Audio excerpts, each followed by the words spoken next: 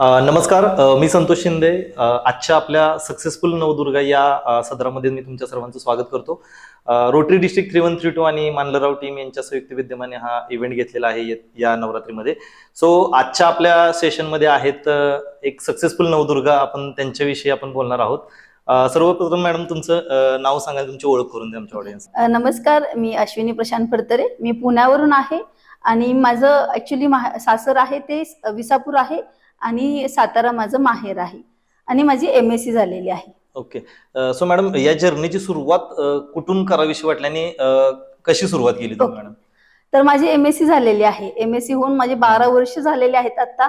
तर एवढ्या दिवस काय करायचं हेच माझ्या लक्षात येत नव्हतं की जॉब करावा, तर मुलांना बघत शक्यच नव्हतं, ते पुण्यामध्ये पॉसिबलच नव्हतं. तर मग एकदा मी फेसबुकवर ऍड बघितली सक्सेस ॲबॅकसची. मग तेव्हा ठरवलं की ठीक आहे, आपण वेबिनार तर अटेंड करूया. मग वेबिनार अटेंड केला किरण सरांचा आणि त्यातून एक कळालं की आपण हे करू शकतो. पण नंतर एक प्रश्न आला की याला फायनान्शियल मदत लागत असते. तर मी मिस्टरांना विचारलं, कन्फर्म केलं की हे असं असं आहे. तर मिस्टर म्हणले की हे ऑनलाईन आहे, की म्हणजे हे फ्रॉड असू शकतं. तर नंतर मिस्टरांना मी परत एकदा वेबिनार अटेंड करायला लावला. आम्ही दोघांनी वेबिनार अटेंड केला आणि सर्व व्यवस्थित बघितलं. मग तेव्हा डिसाईड केलं, मिस्टरांना कन्व्हे केलं की बघा, तुम्ही एकदा मला हे फायनान्शियल मदत करा आणि नंतर मग परत त्यातून मी सक्सेस मिळवणारच आहे. पण नाही मिळालं तर मी परत तुमच्याकडे ती फायनान्शियल मदत मागणार नाही. सो आता ज्या वेळेला सुरुवात करायची होती त्यावेळेला बट ऑब्विस प्रत्येक कुटुंबातून बघायला गेलं तर महिलेला कायम विरोधच केला जातो. सो अशी काही सिच्युएशन होती का तुमच्या घरामध्ये? तसं माझं म्हणजे बघायला गेलं तर माझे सासरे खूप सपोर्टिव्ह होते. माझे वडील पण म्हणत होते की मी काहीतरी करावं, पण ते मुलांना बघत पॉसिबलच नव्हतं मला. तर मग नंतर असं पॉझिटिव्ह निगेटिव्हिटीने मला लक्षात आलं की नाही बाबा, आपण हे वेबिनार केलाय तर हे करू शकतो, कारण की हे ऑनलाईन होतं, मुलांना बघत ते करणं पॉसिबलच होतं. म्हणून मी मध्ये डिसाईड केलं की हे आपण करू शकतो. ओके, म्हणजे पहिल्या दिवसापासून तुम्हाला मिस्टरांचा वगैरे सगळ्यांचा सपोर्ट होता, पण कसं की ऑनलाईन असल्यामुळे की प्रश्न निर्माण होत होते की करायचं की फायनान्शियल सिच्युएशन होती, ऑनलाईनच सगळं करायचं होतं ना. तर मग तो प्रश्न होताच. मी तुम्हाला बालपणात घेऊन जाईल. याच्या पूर्वीचं आयुष्य तुमचं कसं होतं, लग्नाच्या आधीचं? ओके, हा, ते आयुष्य तर छानच होतं ह्याच्या पूर्वीचं. कारण की माझं पूर्ण शिक्षण माझं इथे झालेलं सातारमध्ये आणि पोस्ट ग्रॅज्युएशन माझं कोल्हापूरला झालेलं आहे. म्हणजे MSc केल्यानंतर काहीतरी करायचं असं ठरवलंच होतं.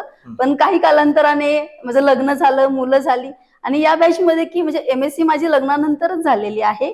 पण कसं की मुलं झाल्यानंतर एक रिस्पॉन्सिबिलिटी येते की मुलांना बघत एक स्त्री घरचं आणि हे करू शकते, पण तरी पण थोडंफार एक गदरेशन येत असतं की काय करावं हे कळत नसतं, की दोन्ही पण सांभाळून बॅलन्स कसा करायचा हे कळत नव्हतं.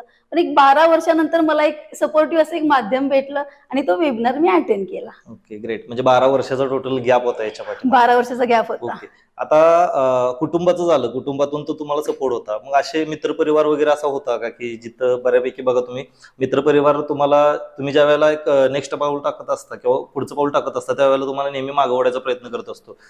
सो अशी काही सिच्युएशन तुमच्या लाईफ मध्ये आली होती का? हो, आली होती की बरेच माझे मित्र म्हणत होते की काय करते, ऑनलाईन करते का, आहे की नाही, सपोर्टिव्ह आहे की नाहीये, किंवा ऑनलाईन आहे ते बरोबर आहे की नाहीये, की किंवा फ्रॉड वगैरे आहे की काही. पण नाही, शेवटी मी वेबिनारवर ट्रस्ट ठेवला, सरांच्यावर ट्रस्ट ठेवला आणि नंतर हे सुरुवात केली. तर बरेच मित्र म्हणत होते करू शकते की नाहीये, नाही हे ऑनलाईन काही जमणारच नाहीये हिला. आणि बरेच एक 2-3 मित्र होते, त्यांनी सपोर्टिव्ह होते की नाही बाई, तू करू शकतेस, एवढ्या 12 वर्षाच्या गॅपनं तू काहीतरी सुरुवात केलेली आहे, तर नक्कीच तुला काहीतरी करू शकतेस. हे तरी मला काहींनी दाखवलं आणि काहींनी निगेटिव्हिटी दाखवली. पण एक वेबिनार केल्यानंतर चला एक पॉझिटिव्हिटी आली होती मला आणि मग मी नंतर केला तो. आता याच्यामध्ये ज्या वेळेला तुम्ही सुरुवात करत होता त्यावेळेला तुम्हाला मित्रपरिवाराने सपोर्ट केला आणि तुम्ही व्यवसायाला सुरुवात केली. सुरुवात करत असताना अजून कुठल्या अशा डिफिकल्टीज आल्या होत्या का तुमच्या समोर? डिफिकल्टी म्हणायला गेलं तर हे ऑनलाईनच होतं, म्हणजे घरात बसूनच करायचं होतं. फायनान्शियल मदत माझ्या मिस्टरांनी केली, म्हणजे बेस्ट वे की त्यांनी मला एक मदत केली आणि त्याच्यामुळे ते मी हे करू शकले. की मिस्टरांनी मला म्हटलं की ठीक आहे, एकदा एक ट्रस्ट ठेवूया आणि आपण करूया. म्हणजे तो बेस्ट वे की त्यांनी मला एक सपोर्ट दिलेला आहे. ओके. आणि ज्या वेळेला सुरुवात केली त्यावेळेला पहिला महिना कसा गेला तुमचा, ज्या वेळेला तुम्ही सुरुवात करत होता? हा, पहिला महिना तर बघायला गेलं तर ऑनलाईन होतं. ट्रेनिंग माझं झालं, स्टार्टिंग झाली ट्रेनिंगची. ट्रेनिंग मला सलोजा मॅमने दिलं होतं आणि नंतर ट्रेनिंग सुरुवात झाली. ट्रेनिंग करत करत म्हटलं जमतंय की नाहीये, पण नंतर एक पॉझिटिव्हिटी आली ती आमच्या ट्रेनिंग प्रोग्राम मधून. म्हणजे एक 2 महिने झाल्यानंतर मी जुलैमध्ये जॉईन केलं आणि ऑक्टोबर-सप्टेंबर मध्ये आमचा बिझनेस ट्रेनिंग प्रोग्राम होता. त्यातून मला खूपच पॉझिटिव्हिटी आली. म्हणजे जे वाटत होतं की मी करू शकणार नाहीये, ऑनलाईन मध्ये मी 1-2 ऍडमिशन बेसिकली माझ्या मुलांची 2 ऍडमिशन धरून बसले की 2 ऍडमिशन वर आपण एक स्टार्टअप म्हणजे करायचं. घरचे 2 तरी घरचे ऍडमिशन 2 आहेत, काही ऍडमिशन झालं तरी नाही होतील असं मला हा. वाटलेलं. हा. पण नंतर ते ट्रेनिंग प्रोग्राम नंतर माझ्या लक्षात आलं की नाही बाबा, की आमच्या योगिता पाटील मॅडम आहेत, हा, हा. यांनी 121 ऍडमिशन केले. बरं. मग तेव्हाच आपण ठरवलं की आपण हे 121चं जे टार्गेट आहे ते पुढच्या वर्षी जुलैपर्यंत ते ब्रेक करायचं आणि 121च्या पेक्षा जास्त ऍडमिशन करायचं. पहिल्या महिन्यामध्ये ऍडमिशन किती होते मग तुमचे? पहिल्या महिन्यामध्ये 8 ऍडमिशन होते माझे. अच्छा, 8 होते. म्हणजे तुम्ही 2 फक्त पकडून 2 चालला होता, जे फक्त, घरातलेच होते हा, हा. त्याच्यापेक्षा तुम्ही 8 पर्यंत 8 गेला होता. ऍडमिशन केले. ओके. मग असा कुठला ट्रिगर पॉईंट होता की ज्या वेळेला तुम्हाला वाटलं की नाही आता मी सुद्धा 100 पर्यंत जाऊ शकते? हा, मग माझी सेकंड बॅच म्हणजे पहिली बॅच माझी 24ची झालेली आणि सेकंड बॅच माझी होत आलेली ती तशी माझी 30ची झाली होती. बरं. आणि त्याच्यानंतर माझ्या लक्षात आलं की नाही बाबा आपण 100चं एक टार्गेट करू शकतो. किरण सरांचा सपोर्ट होता, कारण की सक्सेस अबॅकस टीम सारखीच मदत करत असते. सगळे टीम वर्क आहे ते सगळे सपोर्टिव्ह असतात आणि त्यांनी सगळ्यांनी सपोर्ट केल्यानंतर मी एक 100चं टार्गेट म्हणलं चला एक अचीव्ह करूया, कारण की शतकवीर म्हणून एक सन्मान दिला जातो आमच्या इथे. बरं. तर तो 100चं टार्गेट केल्यानंतर दिला जातो. तर मी म्हणलं ठीक आहे, तर हे 60 ऍडमिशन झालेले, 40 ऍडमिशन राहिले होते, तर मला तेही करायचं. मॅडम, ज्या वेळेला मी तुमचं ऍप्लिकेशन आलं होतं माझ्याकडे त्यावेळेला मी तुमचं प्रोफाईल चेक करत होतो फेसबुकला. तिथं मला अमोल कोल्हे, डॉक्टर अमोल कोल्हे जे आहेत त्यांच्या हस्ते तुम्हाला पुरस्कार स्वीकारतानाचा एक फोटो पाहिला. मॅडम, त्या फोटो बद्दल काय सांगाल? ओके, हा पुरस्कार मला सक्सेस अबॅकस तर्फे यशस्वी उद्योजिका आणि यशस्वी अबॅकसदार म्हणून दिलेला आहे. तर बघा, अमोल कोल्हे मी आजपर्यंत कोणत्याच म्हणजे राजकारणातील लोकांना म्हणा किंवा अभिनेत्रीला म्हणा कधीच पाहिलेलं नव्हतं की हे सगळं शक्य सक्सेस अबॅकस मुळे झालेलं आहे. की पहिल्यांदा असं कोणत्या तरी मोठ्या अशा अभिनेत्र्याला किंवा खासदारांना मी पाहिलेलं आहे, त्यांच्यातर्फे हा पुरस्कार घेतलेला आहे. खरंच अविस्मरणीय असा क्षण आहे माझ्यासाठी. म्हणजे आतापर्यंत फक्त टीव्हीवरती टीव्हीवरच पाहिलं होतं मी. स्वप्नवत जे होतं ते तुम्हाला सक्सेस झाल्यासारखं वाटलं? हो हो, नक्कीच. क्या बात आहे. म्हणजे ही जर्नी किती रुपयापासून सुरू झाली होती आणि आता किती रुपयावरती येऊन थांबलेली आहे? थांबलेली नाही, ऍक्च्युअली चालूच आहे. ऍक्च्युअली 1000 रुपयापासून चालू होते ते आता 1 लाख पर्यंत, म्हणजे लाखामध्ये त्याचं रूपांतर झालेलं आहे. ओके, म्हणजे म्हणजे 1000 रुपयापासून सुरुवात झाली. म्हणजे बेसिकली म्हणायला गेलं तर पॉकेट मनी लहान मुलाला तेवढा असतो आणि तिथून सुरुवात केलेली जर्नी आहे मॅडमची आणि ते आता लाखामध्ये येऊन पोहोचलेली आहे. सो आता आपले जे ऑडियन्स आहेत, महिला आहेत, बरेच महिला आपला प्रोग्राम बघत आहेत, तर अशा काहीतरी करू इच्छिणाऱ्या महिला आहेत, त्यांना तुम्ही काय सल्ला द्याल? नक्कीच, ही संधी जी मला 12 वर्ष लागली ह्या संधीसाठी, तर ही संधी मला अगोदर 10 वर्षापूर्वी मिळाली असती तर कधीच याचे लाखाचे करोडमध्ये झालं असतं हे कळालंच नसतं मला. तर मी सगळ्या महिलांना सांगू इच्छिते की सगळे एज्युकेशन फील्ड मध्ये आहेत, ओके, तर एज्युकेशन फील्ड मध्येच न निवडता इतरही संधी असतात. त्याचं जर त्यांनी जर आत्मसात केलं, निवड केली, तर नक्की त्यांच्यामध्ये खूप प्रोग्रेस दिसेल. त्यांच्यामध्ये पण जे बऱ्याच महिलांना वाटत असतं की आपल्या आई वडिलांना एका दिवाळीसाठी काहीतरी घ्यावं, ओके, तर ते लग्न झाल्यानंतर मिस्टरांच्याकडूनच घेऊन दिलं जातं. तर ते स्वतः कधी स्वतःच्या पैशाने घेणं ह्यात खूपच असं वेगळं असतं. स्वतः कमवलेल्या पैशात घेणं वेगळं असतं. तर ह्याचं मला आता सुख असे एक अनुभव भेटत आहे की मी माझ्या पैशाने माझ्या आई वडिलांना यावर्षी दिवाळीमध्ये स्वतः काहीतरी घेऊ शकते. आईला साडी म्हणा, वडिलांना ड्रेस म्हणा, हे स्वतः मी माझ्या स्वखर्चाने घेऊ शकते. याच्यापेक्षा वेगळं असं सुख काहीच नाहीये. आणि याच्यामध्ये पण सगळ्यांनी सपोर्ट केलेलाच आहे. त्याचबरोबर माझी 2 मुलं यांनी खूपच सपोर्ट केलेला आहे.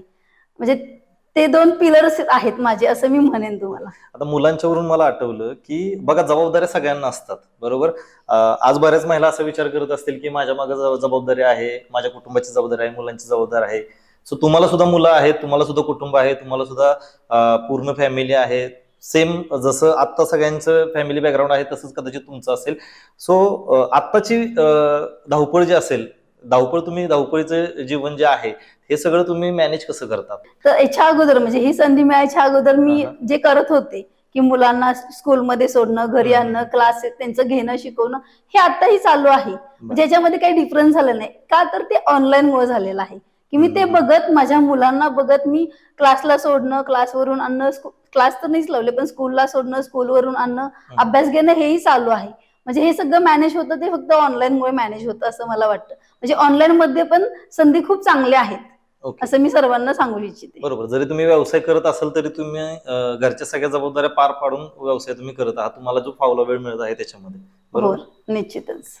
आता मला एक सांगा की आता महिलांसाठी तुम्ही सल्ला दिला, आता कित्येक ठिकाणी काय असतं की महिलांना तर काहीतरी करायचं आहे, बरोबर, त्याच्या कुटुंबाचा सपोर्ट नसतो. मोस्टली मिस्टरांना वाटतं की अरे यार ही सपोर्ट नसतो म्हणजे इनफॅक्ट मदत करत नाही असं नाही, पण त्यांना भीती वाटत असते की माझी वाईफ आतापर्यंत बाहेर पडलेली नाही, कुठल्या व्यवसायात गेलेली नाही, कुठेही नोकरी केलेली नाहीये, सो जर मी कुठे इन्व्हेस्ट केलं तर कदाचित तो पैसा डुबण्याचं पण चान्सेस असू शकतात, किंवा जर अनसक्सेसफुल झाली तर ही डिप्रेशन मध्ये गेल्यानंतर काय करावं लागेल, तर असे काही ना काहीतरी प्रॉब्लेम असतात. सो मग अशा महिलांच्या पतींना म्हणजे मिस्टरांना तुम्ही काय सल्ला द्याल?